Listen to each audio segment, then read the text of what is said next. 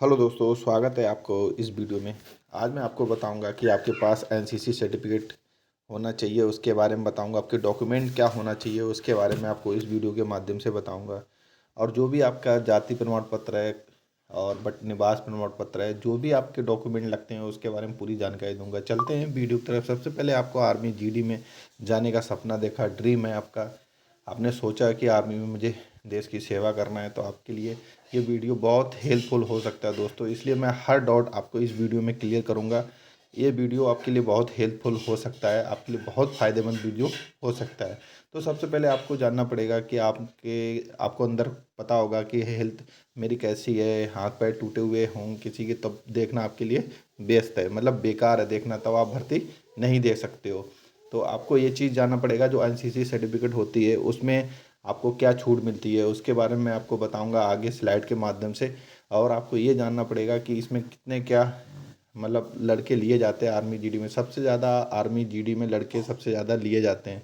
अब करीब 20 से 30 लड़के आर्मी जीडी में लिए जाते हैं। और उसकी पढ़ाई क्या रहती है, वो 10वां पास होना चाहिए, जिसमें आपके हर मार्कशीट में अंक होना चाहिए 45%। चलो मैं स्लाइड के माध्यम से आपको बताने की कोशिश करूँगा। आपने जो पढ़ाई कर रखी है वो अब 10 पास होना आपके लिए ज़रूरी है दोस्तों। इसलिए ज़रूरी है कि आपको 10+ मांगते ही हैं उसमें।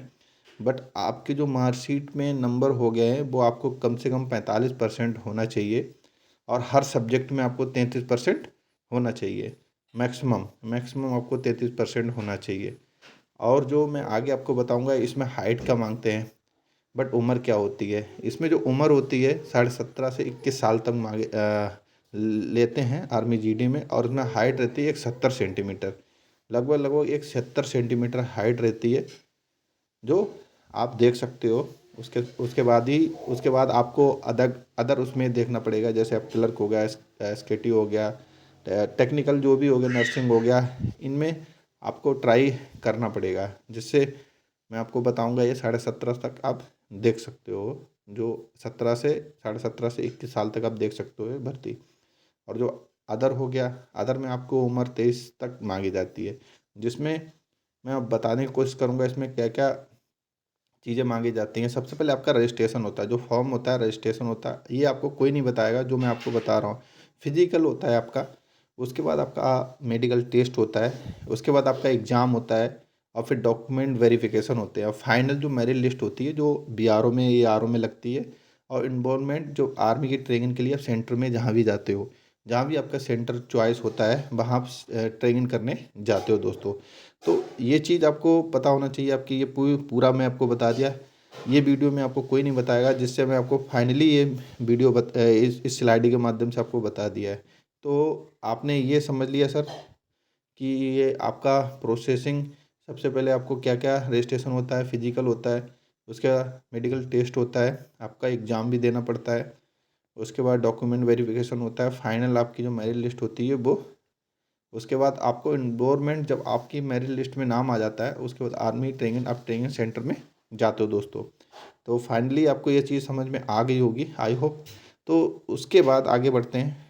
ये फिटनेस, आपको फिटनेस होना बहुत ज़रूरी है, मेंटली बहुत होना ज़रूरी है। आपको फिजिकल आपका बढ़िया होना चाहिए। आप टूट फूट कहीं पे कोई दिक्कत हो तो आप फिजिकली फिट नहीं हो, तो फिजिकली आपको फिट होना ज़रूरी है।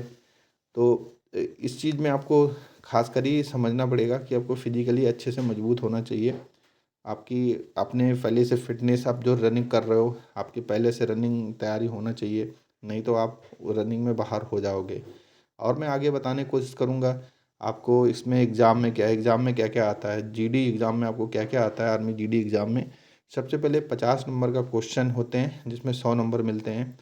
तो क्या मिलता है, सबसे पहले आपको जनरल नॉलेज है, जो 15 क्वेश्चन होते हैं, 30 इसमें नंबर मिलते हैं, 30 मार्क मिलते हैं। उसके बाद जनरल साइंस होता है, जिसमें आपको 15 क्वेश्चन मिलते हैं, और 20 इसमें आपको मार्क मिलते हैं, बट 15 क्वेश्चन होते हैं, ठीक है। मैथमेटिक मतलब मैथ के क्वेश्चन होते हैं, जिसमें 15 होते हैं, 30 मार्क मिलते हैं। और उसके बाद रीजनिंग, रीजनिंग में 5 होते हैं, 10 मार्क मिलते हैं। तो 50 हो गए इसमें। बट ये 100 नंबर का पेपर होता है।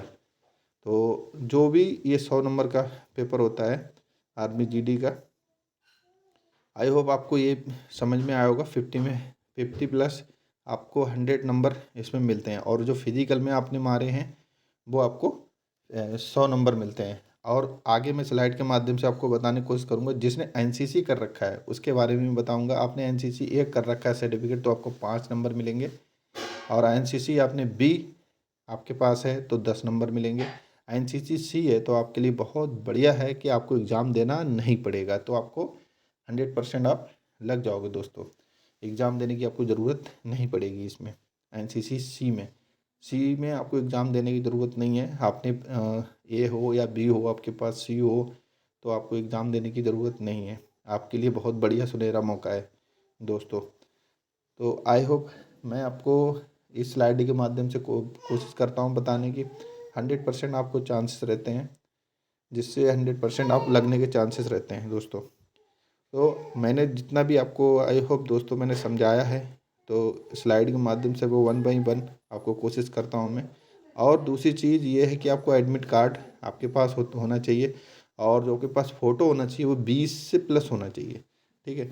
जो भी और जो आपके पास होते हैं, आपने जो भी 10 पास कर रखा है वो सर्टिफिकेट होना चाहिए। उसके बाद आपका निवास प्रमाण पत्र होना चाहिए, मतलब निवास सर्टिफिकेट होना चाहिए, और कास्ट सर्टिफिकेट होना चाहिए। आपको जाति प्रमाण पत्र होना चाहिए। आपके पास जो जाति प्रमाण पत्र है वो होना चाहिए, जो है निवास प्रमाण पत्र भी होना चाहिए। तो दोस्तों मैं आपको कोशिश करता हूँ पूरा इस वीडियो के माध्यम से आपको समझाने की, और आगे चलते हैं। मैंने आपको बता दिया है।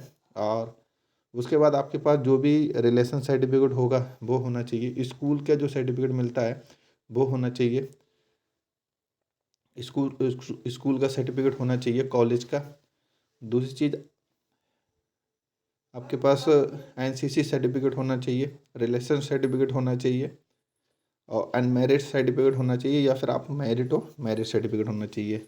और सिंगल अकाउंट इसमें से एक चीज़ मांगी जाती है, पैन कार्ड होना चाहिए, आधार कार्ड होना चाहिए, और लास्ट में आपको एफिडेविट होना चाहिए। आप तहसील से यह बनवा सकते हो, तहसील से बनवा सकते हो, जिसको बोलते हैं एफिडेविट। एफिडेविट बनवाना ज़रूरी है। इसमें जो 13 नंबर है, इसमें आप लगभग आपको एक चीज़ होना चाहिए, या फिर पैन कार्ड होना है या आधार कार्ड, एक चीज़ मांगी जाती है।